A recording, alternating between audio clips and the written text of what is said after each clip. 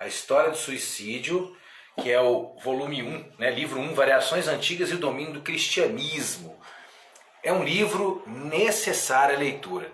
Mas antes de a gente conversar com o Alexandre, falar um pouco sobre o livro, eu quero agradecer a presença de todos e todas aqui, agradecer as pessoas que estão entrando aí para fazer parte desse bate-papo com o Alexandre, que vai falar um pouquinho, né, de como surgiu a ideia de fazer esse livro, como surgiu, né, o interesse pela temática do suicídio, né, como surgiu também, né, a ideia de fazer esse passeio pela história da filosofia sem fazer um juízo de valor sobre o suicídio.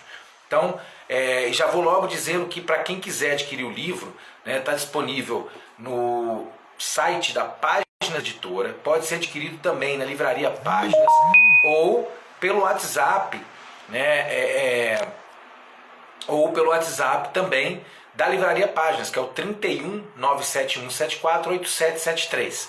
Tá? Quem estiver aqui em Belo Horizonte, quem estiver na região metropolitana, a gente envia pelo correio, né, e pelo site também da Páginas Editora. O livro, como eu disse, é uma leitura necessária. Boa noite, Leida. Boa noite a todos e todas que estão entrando aí para acompanhar a nossa live.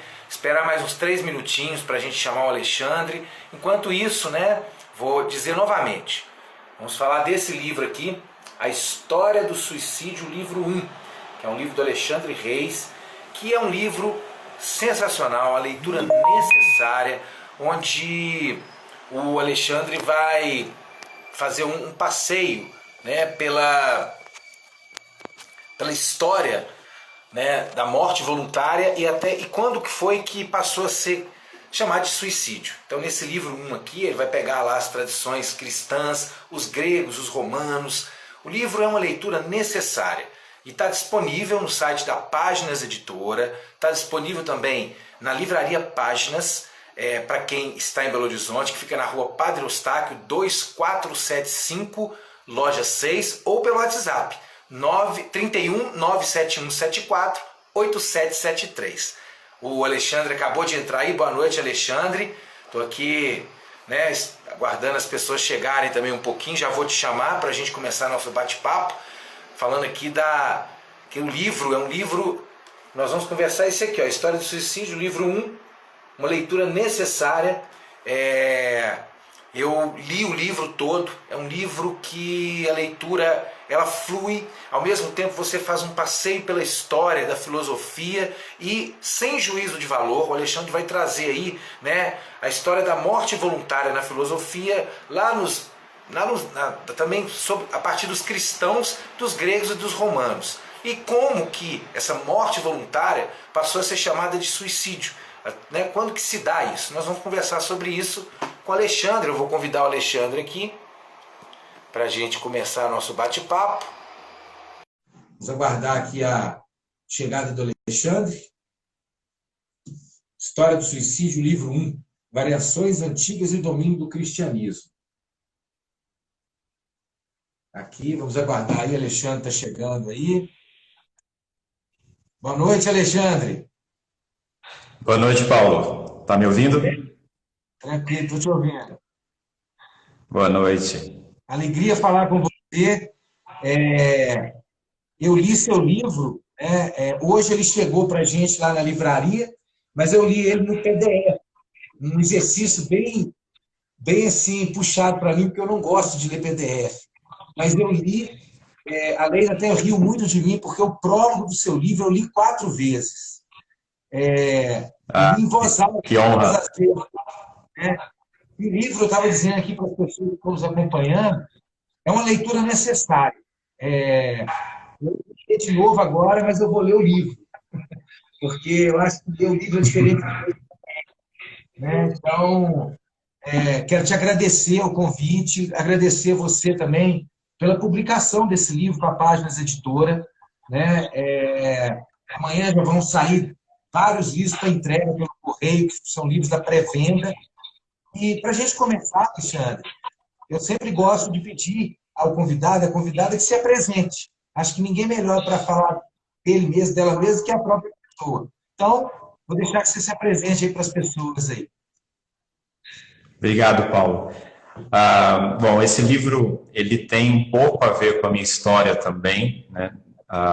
em relação a uma série de questões que envolvem meditações sobre a morte, pensar positivamente a morte. Então, eu vou contar uma história muito breve, né? Eu me interessei desde muito cedo pela filosofia, né, através da leitura do Machado de Assis, que me levou para o Schopenhauer, que me levou para o Platão, naquela época da adolescência em que a gente está ali sem saber o que vai fazer da vida e pensando um monte de coisas. Então, a morte, o primeiro livro que eu li do Schopenhauer chamava-se Amor, Mulher e Morte. Eu tinha 14 anos de idade, era um livrinho que tinha na biblioteca da minha cidade natal, Patrocínio, lá no interior de Minas, e aquele livro foi uma bomba nas minhas mãos. Assim. Ele me colocou para meditar sobre um monte de questões, e aí o Schopenhauer me levou para o Platão, e aí um monte de questões foram surgindo na minha cabeça de adolescente, e eu realmente ali tomei a decisão de ir para a filosofia. Então eu saio de Minas, né, do interior de Minas, vou para Belo Horizonte, quando eu tinha 18 anos, para estudar filosofia, e o primeiro semestre de filosofia, naquela época, 1997,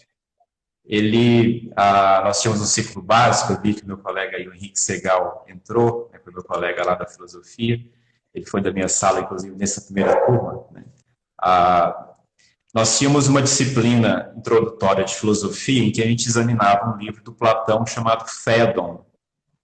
Eu vou esperar um minutinho, que eu acho que o Paulo... Paulo, você está me ouvindo bem? Estou te ouvindo, estou te ouvindo. Você está travando para mim, só a sua imagem aqui. Então, vou continuar.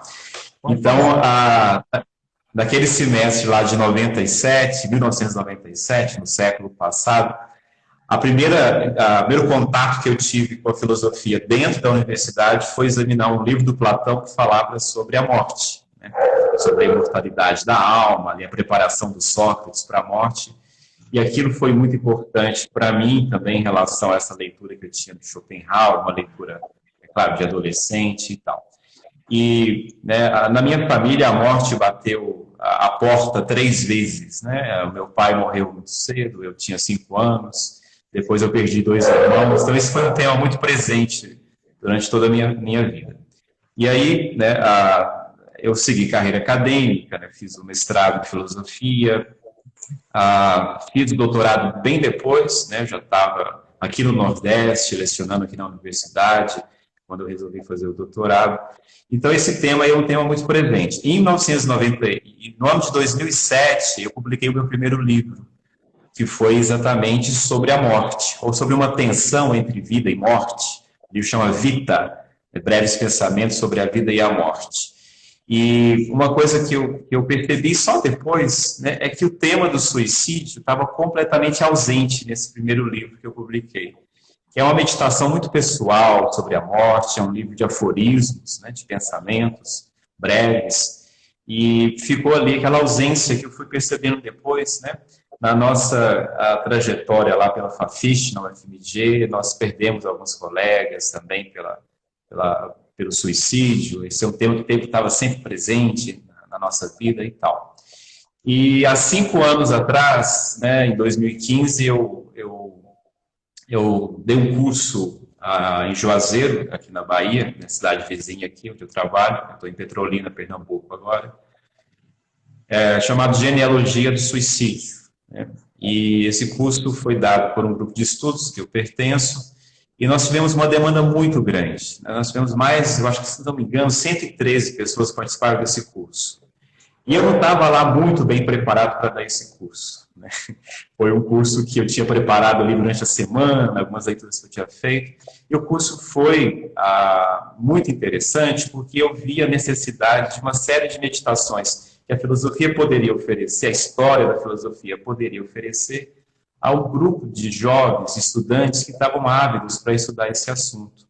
E se a gente prestar muita atenção, por exemplo, nas campanhas de Setembro Amarelo, que acontecem todos os anos, a gente vê que há uma repetição, muitas vezes até grotesca, né, de palestras ou de falas sobre suicídio, que não são meditadas, não são profundas.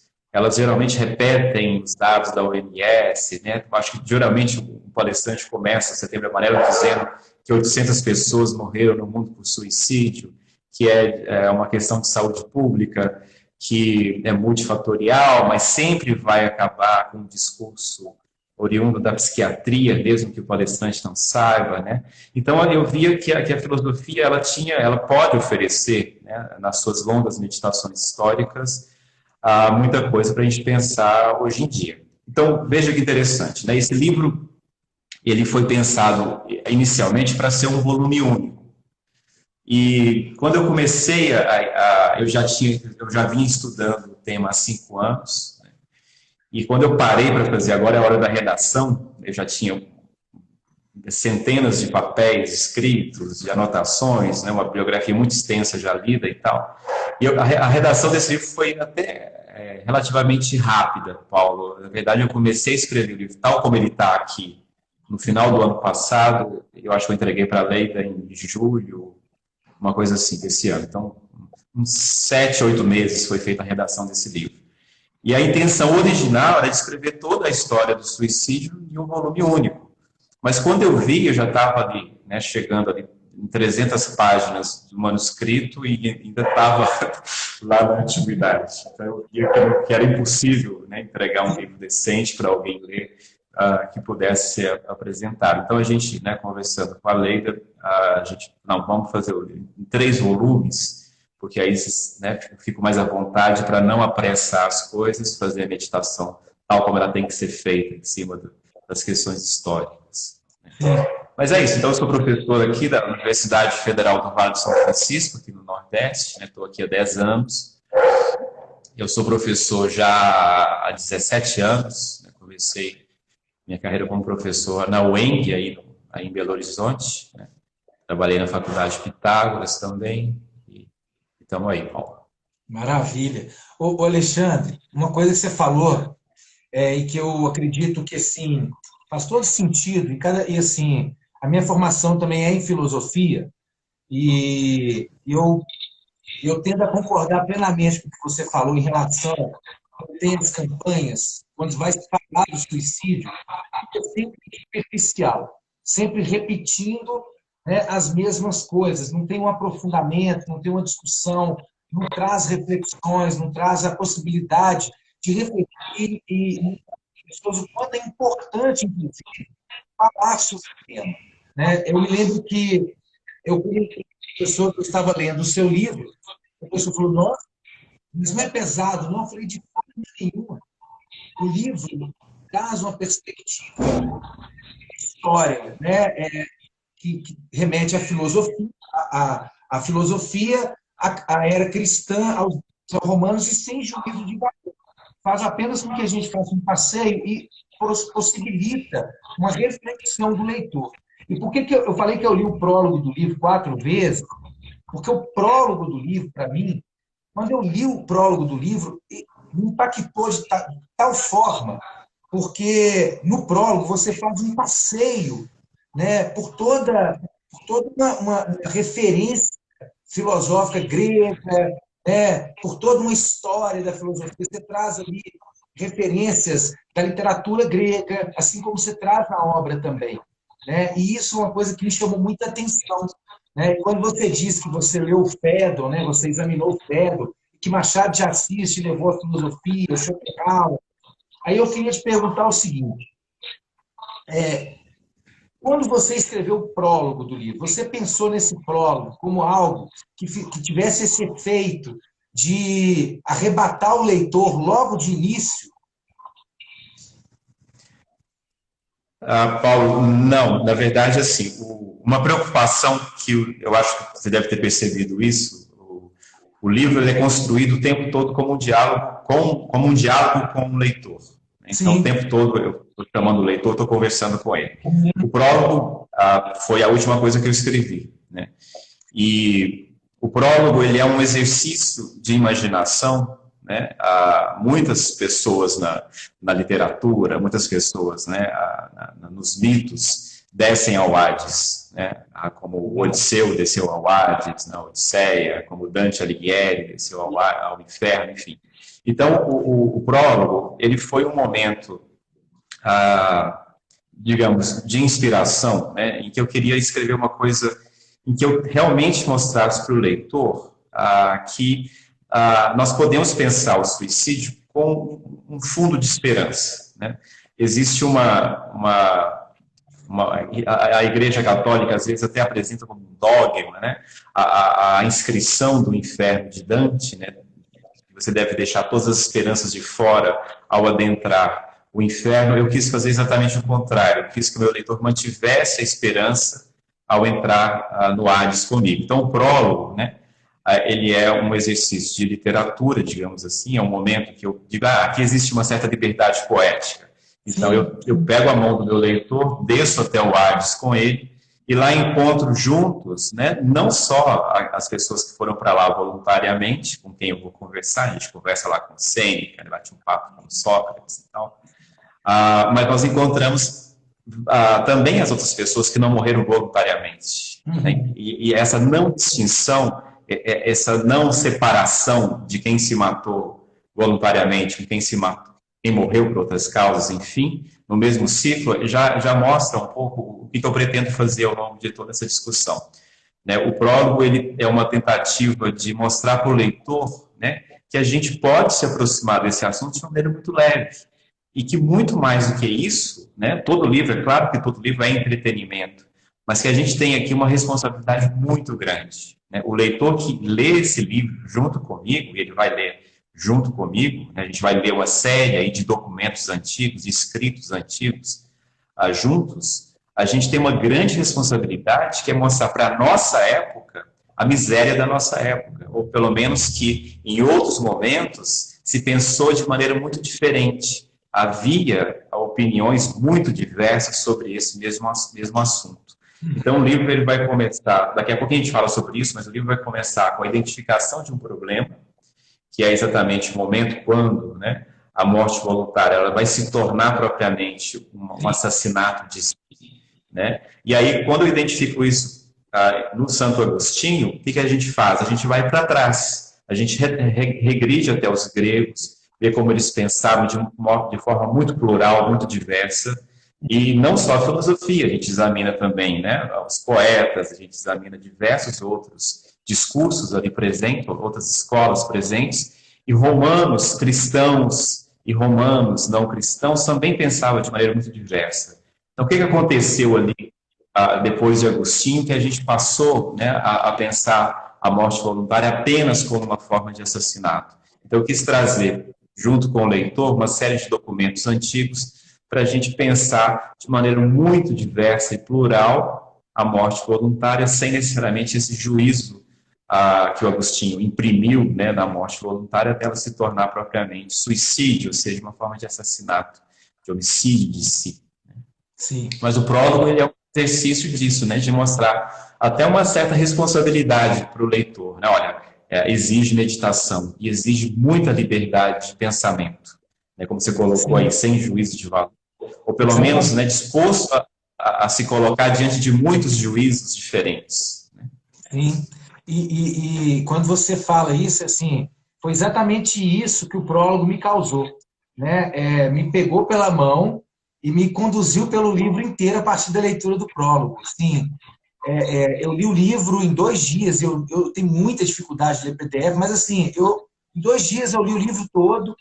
Falei, cara, eu tenho que ler agora quando chegar o livro físico, porque PDF é um exercício para mim muito difícil. Então, assim, eu ler no computador para mim é muito difícil, e aí agora que eu estou com o livro físico, eu vou ler o livro físico de novo. Né? Porque eu acho que a outra leitura traz para a gente outras percepções também. Né?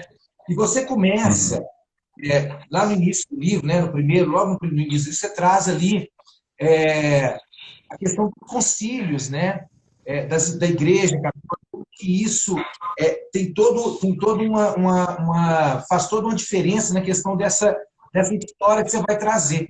Eu queria que você falasse um pouquinho disso, né, como que a Igreja Católica lidava isso lá atrás, no primeiro concílio, para até chegar no último que você traz aqui. Então, o que é mais interessante, né? Isso eu nem tinha muita noção que seria assim. Foi, como eu disse, é um trabalho de um longo tempo, né? Meditando, tentando examinar esses documentos antigos. Hoje a gente tem uma grande vantagem, né, que a Biblioteca Nacional da França, que tem mais de 6 milhões de documentos, está tudo fotofilmado, né, à nossa disposição. A gente tem acesso a manuscritos antigos, a gente tem acesso a publicações muito antigas. Então, e é uma leitura muito difícil, né, lenta, com o dicionário do lado, o tempo todo ali.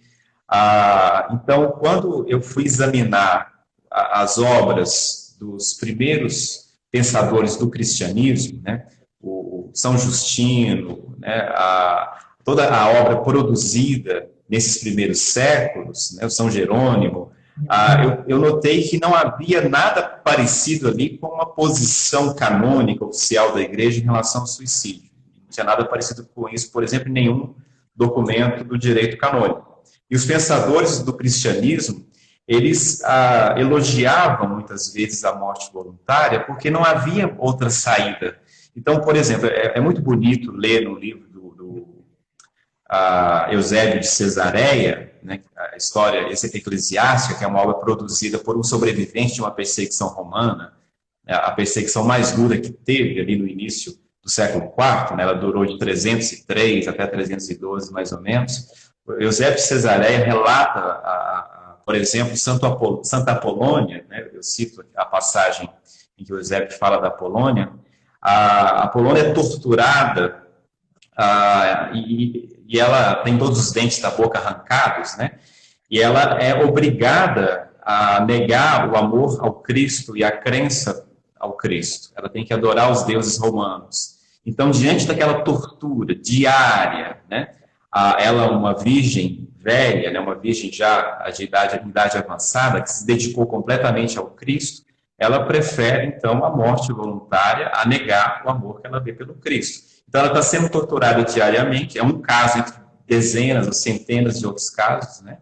E ela, então, se lança no fogo, porque é uma coisa incompreensível, aquela tortura diária, né? Aquele sofrimento a gente consegue... Todos os dentes da boca arrancados, né? Santa Apolônia hoje é a padroeira dos dentistas por conta disso. Então, vejam, como condenar a morte voluntária de Santa Apolônia nessas condições? E o Eusébio dá exemplos, nessa testemunha do início do século IV, dá exemplo de diversos outros casos de cristãos que eram perseguidos e que eram presos e torturados, e os próprios soldados romanos cuidavam das feridas desses cristãos para continuar torturando, né?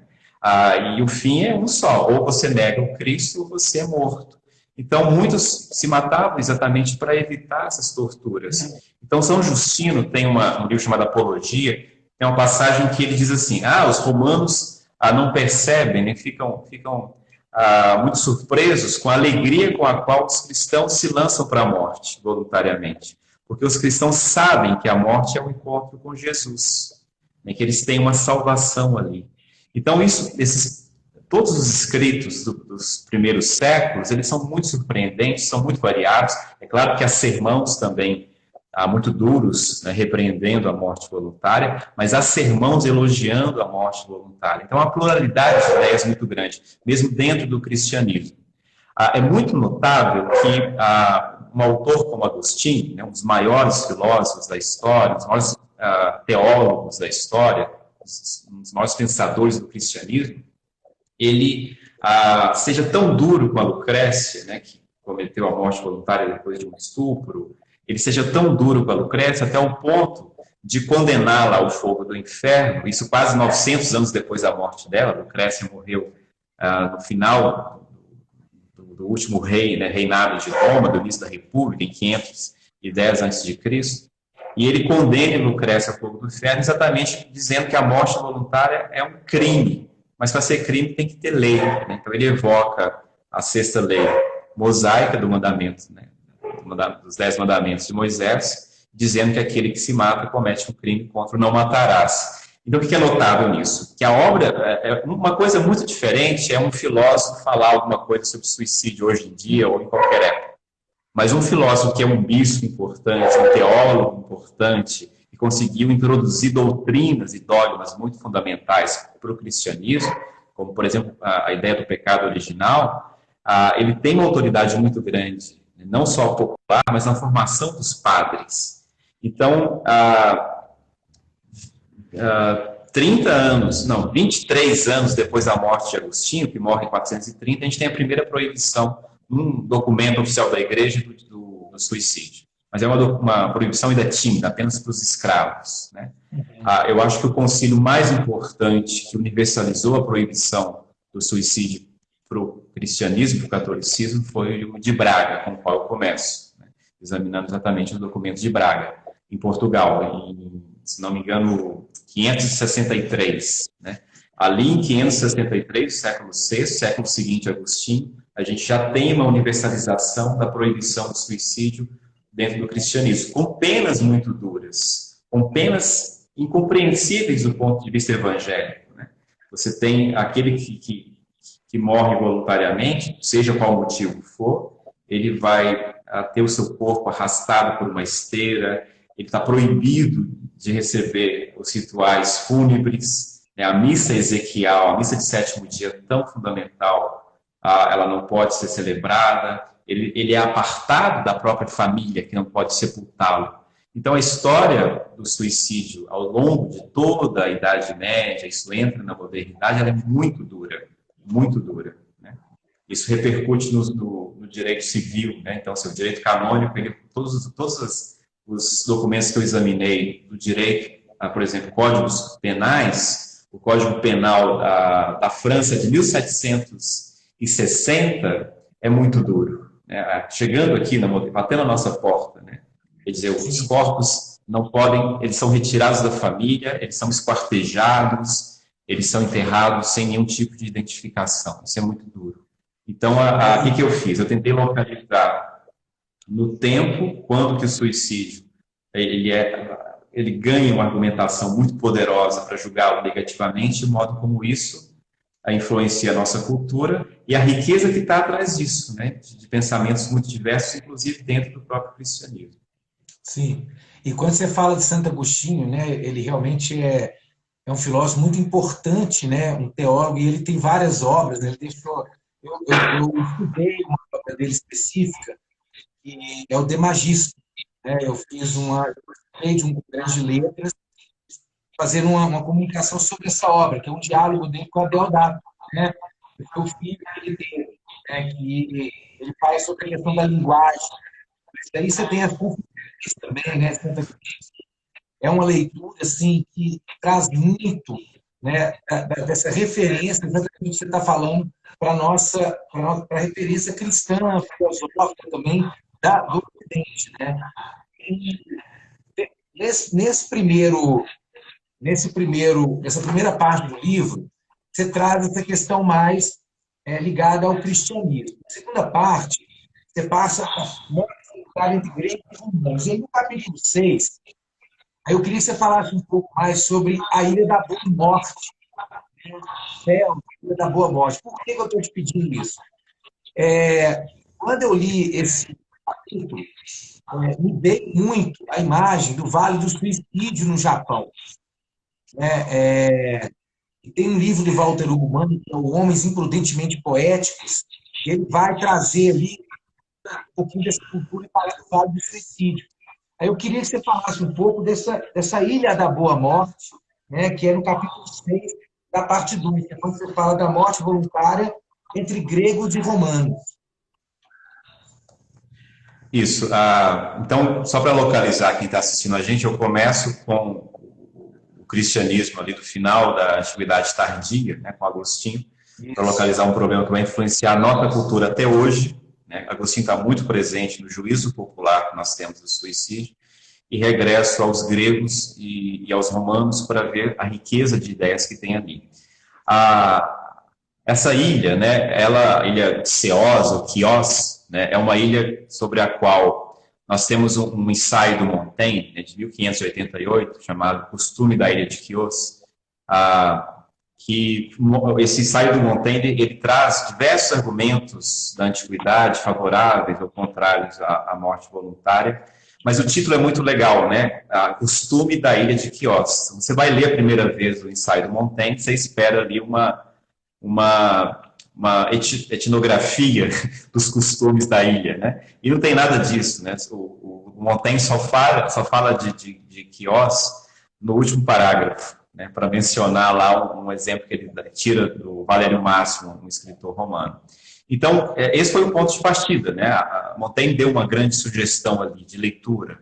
E aí eu fui ler o Valério Máximo, fiquei muito curioso com a história dessa ilha. Fui ver como que está a ilha hoje em dia, né? A gente tem acesso a uma série de informações hoje pela internet. Então, a ilha hoje é um ponto turístico, enfim, lá tem um paredão onde as pessoas... não, eu confundi com a outra ilha, perdão. Então, a ilha de Lefkada, onde você tem o paredão que as pessoas se jogam. Então, a ilha de Quioz, né, ela, segundo Valério Máximo, ele testemunhou, né, ali uma senhora de 90 anos que aproveitou ali a presença do cônsul romano, que o Valério Máximo acompanhava, para exatamente morrer. Ela já estava com 90 anos, então ela pede o cônsul romano para ir até a casa dela para assistir à morte dela. O cônsul aceita, o Valério Máximo está acompanhando, vai lá e assiste essa morte também. Ela toma o veneno, senta em sua cama e morre tranquilamente. Ficou uma dúvida muito grande para mim, porque havia ali, sempre nos escritos que eu fui lendo da antiguidade, conseguindo ter acesso a esses textos antigos, se havia propriamente uma lei que obrigasse as pessoas a se matarem quando elas completassem 60 anos na ilha de Quioz, ou se aquilo era um costume, propriamente. E os textos não ajudaram muito, eles exigiram muito tempo de exame, porque a palavra grega para costume e a palavra para lei é a mesma palavra que se usa ali, né? É o nomos, né? Então, quando aparecia a palavra nomos, vinha minha cabeça fora de contexto, falando de lei. Não, mas está falando dos costumes. Eu fiquei muito querendo saber como é que surgiu esse costume em Quioz, das pessoas, quando entrassem na velhice, elas espontaneamente escolhessem a morte. E não havia propriamente se houve em algum momento uma lei do Estado ali que obrigasse as pessoas a se matar, isso foi uma coisa muito antiga que a gente não consegue documentar. Mas havia de fato em Quioz um costume das pessoas se preparar, isso que é um grande ensinamento, Paulo. Havia o costume das pessoas se prepararem para morrer e de prepararem o momento da morte, né? E aí eu encontrei, por exemplo, coisas muito mais bem documentadas sobre a cidade de Marsella, na França, e em que também havia esse costume, né? Inclusive, o Tribunal dos 600 em Marsella oferecia a quem conseguisse apresentar justificativas plausíveis, né? O Tribunal dos 600 fornecia o veneno da cicuta para a pessoa morrer em casa. Então, olha o que eu achei que é muito interessante, porque nós temos toda uma discussão em vários países do mundo hoje sobre a eutanásia. Então, nós temos ali toda uma preparação da morte na ilha de Quioz. Encontrei outros casos, que não só o citado pelo Montaigne, daquela senhora que, infelizmente, o Valério Máximo não nos deu o nome dela. Ela disse assim, se eu morrer na frente do cônsul de Roma, a minha morte será lembrada para sempre. E foi, mas o escritor que documentou não escreveu o nome dela, para a gente também lembrar o nome dela. Mas havia essa relação muito diferente com a morte, né? E tanto a Grécia quanto Roma, né, tanto o estoicismo romano, imperial, quanto as escolas gregas, estoicas, e o epicurismo também, colocaram isso como centro de suas doutrinas, de seus ensinamentos, né? Por que a morte tem que ser acidental ou tem que chegar pela ruína do corpo? Ela pode perfeitamente, quando nós já vislumbrarmos, né, que a nossa estrada está chegando ao fim, pela velhice, por exemplo, a gente preparar um grande banquete, né, e fazer da morte uma festa.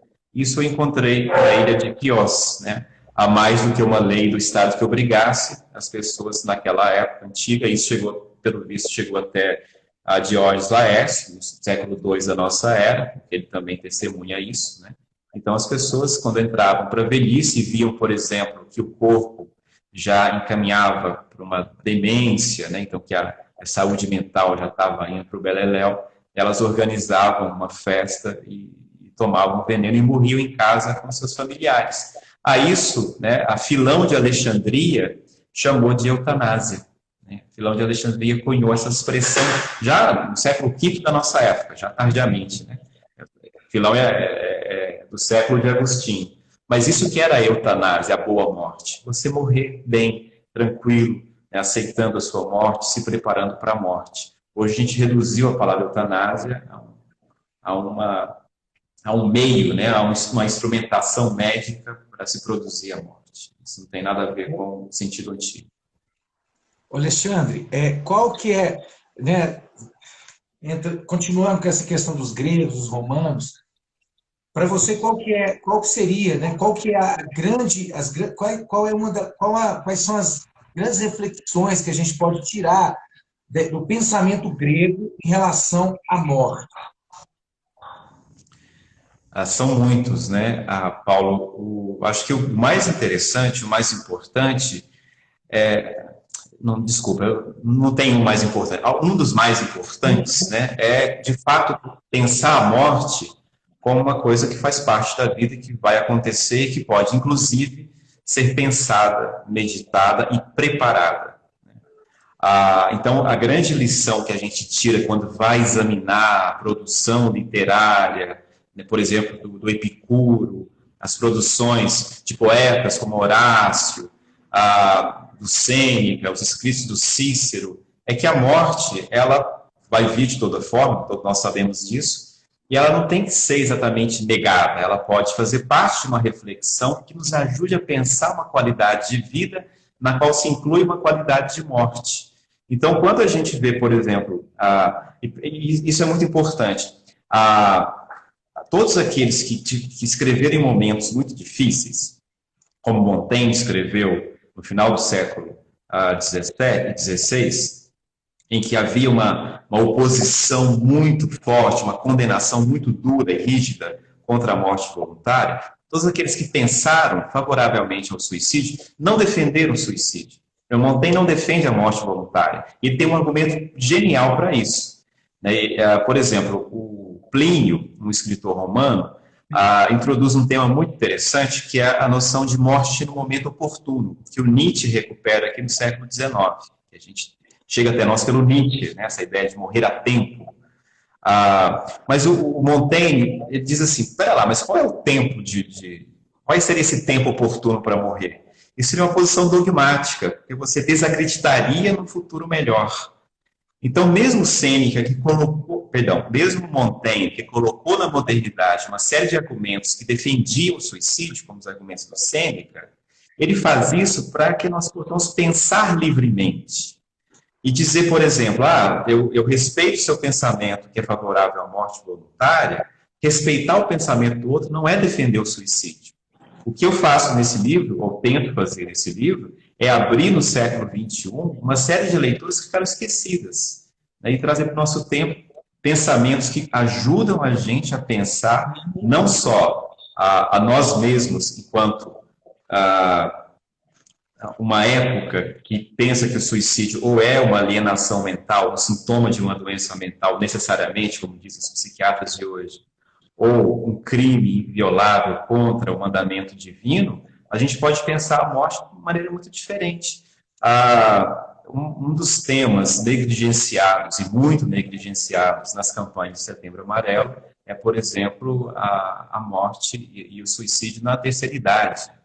Né? Então, assim, muitas vezes as pessoas da terceira idade, elas já estão num momento em que elas aceitaram que elas devem morrer, elas estão passando por sofrimentos que elas não toleram mais fisicamente, já estão entrando no processo de demência e elas têm consciência disso. E se elas escolhem, por exemplo, que aquele é o momento em que ela pode morrer tranquilamente, a única opção que ela vai ter vai ser o suicídio, porque a gente não oferece para ela a possibilidade de uma eutanásia, de uma morte assistida, de uma morte, né, preparada, inclusive por uma equipe médica e tal. Então, a gente tem muito a aprender com os antigos. Esse é um ensinamento muito importante, né?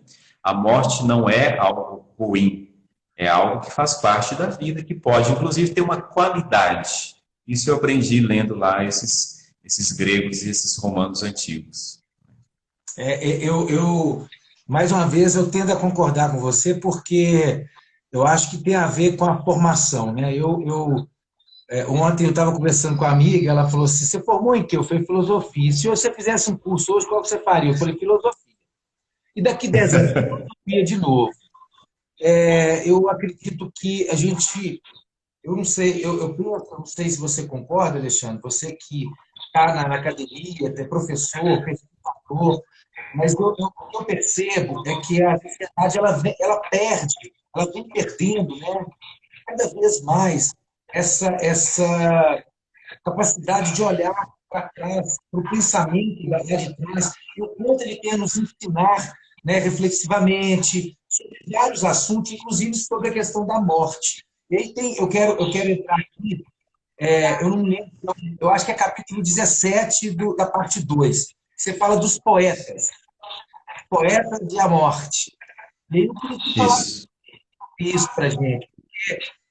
Esse é um capítulo que eu gostei muito também, porque todo livro ele te propõe exatamente o que você está falando, que é caminhar, você vai caminhando com o leitor, vai conduzindo o leitor ali para as reflexões, sem fazer o que a gente falou em momento nenhum, né? A gente que é leitor, que a gente que é livro, faça faça as próprias reflexões.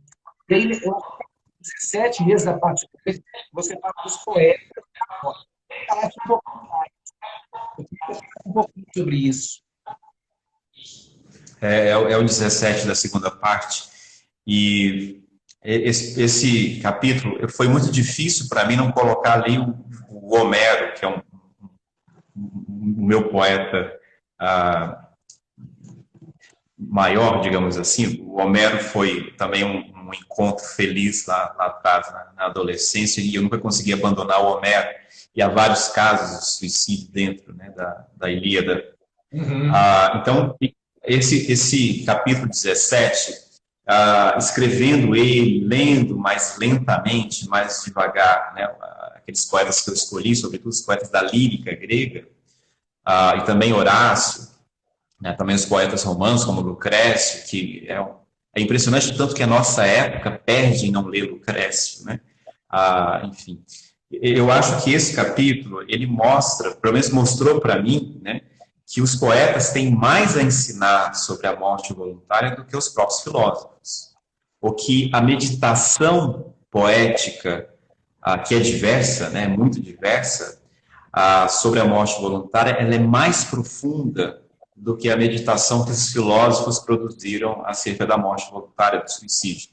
Então, esse capítulo, ele até se alongou mais, né? Eu comecei a escrever, ele até distou um pouquinho dos capítulos anteriores, era um pouquinho mais longo, porque ele exige uma leitura muito lenta dos versos dos poetas e uma meditação, porque os poetas, eles conseguem colocar toda a existência e as nossas pulsões, né, a nossa vida passional, como objeto de meditação que os filósofos não conseguem, né, não conseguem mesmo.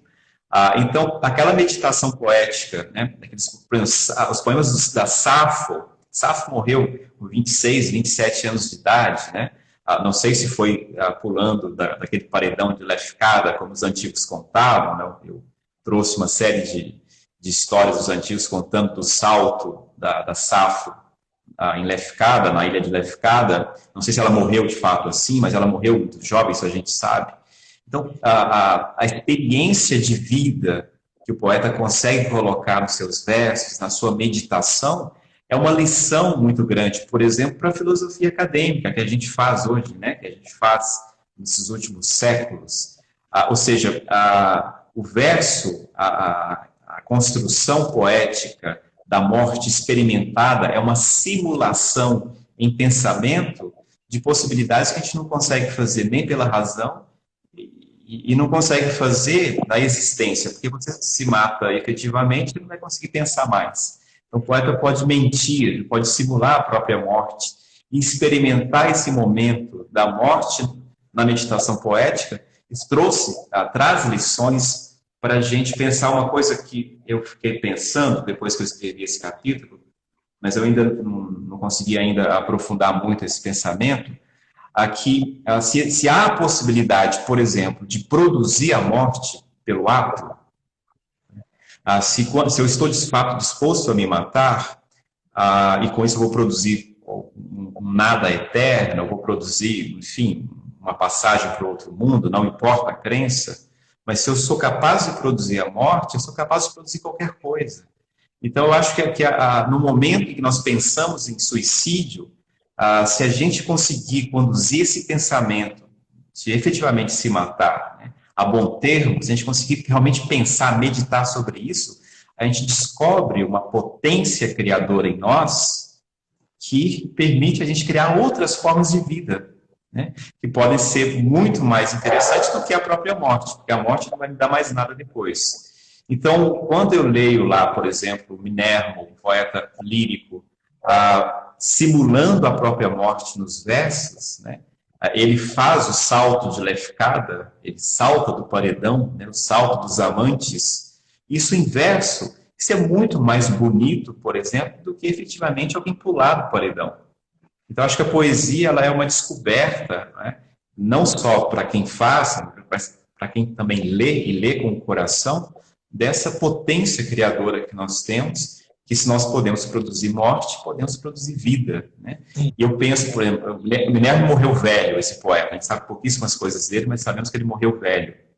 E ele escreve jovem esses versos, né?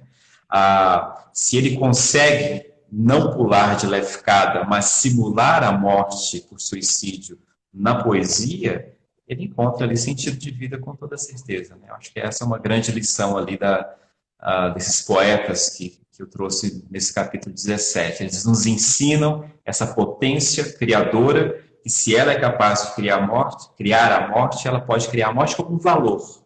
E para aceitar a morte como um valor, a gente tem que estar vivo para vivenciar esse valor. Eu acho que tem muitas lições interessantes ali naqueles versos. Eu vou aproveitar uma fala sua, que você fala da potência dos poetas, para essa questão da criação, né? Aí eu vou voltar lá no seu prólogo, porque a potência do seu prólogo a potência que o seu prólogo tem exatamente essa potência poética, porque o prólogo do seu livro está recheado da poesia, né? E recheado de uma verve literária, poética, que faz com que, volto a dizer, que a gente comece a ler e não queira parar de ler mais o livro, muito bom, desde ali da entrada no Hades até o final do livro, eu quero o segundo livro, eu quero ver onde vai dar isso.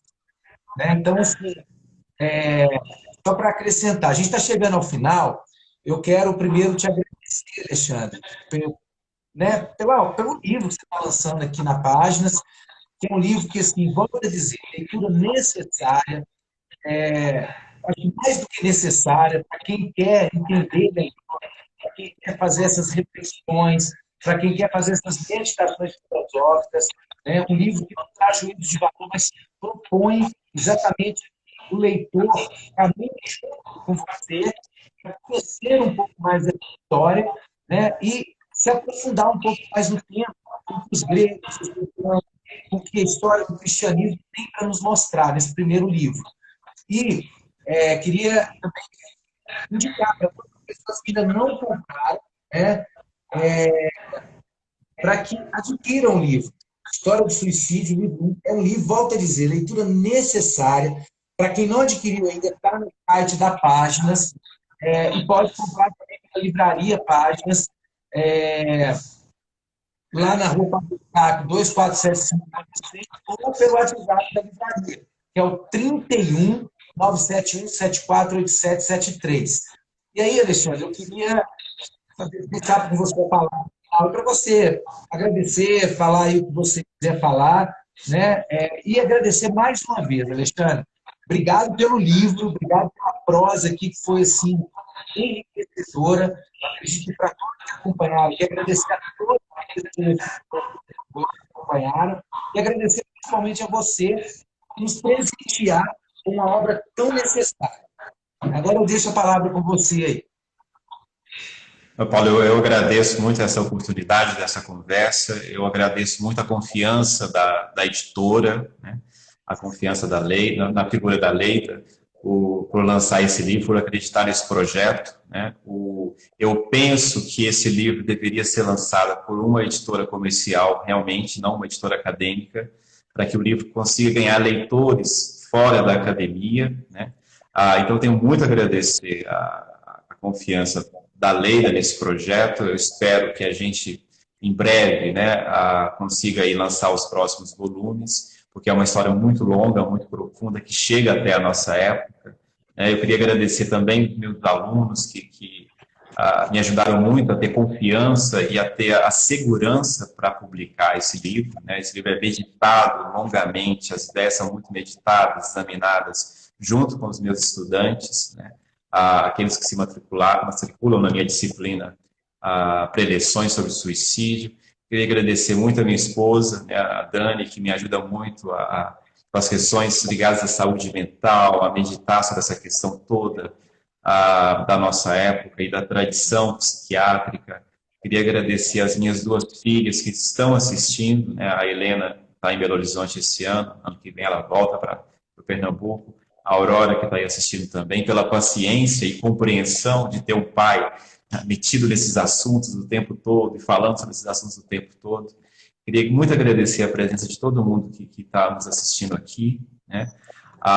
Esse tipo, eu acho que se a gente conseguir aí levar a bom termo debates públicos sobre esse assunto, em perspectivas cada vez mais amplas, a gente é capaz de mudar muita coisa na nossa época, né, sobre esse assunto. Eu realmente agradeço muito a todos vocês por isso.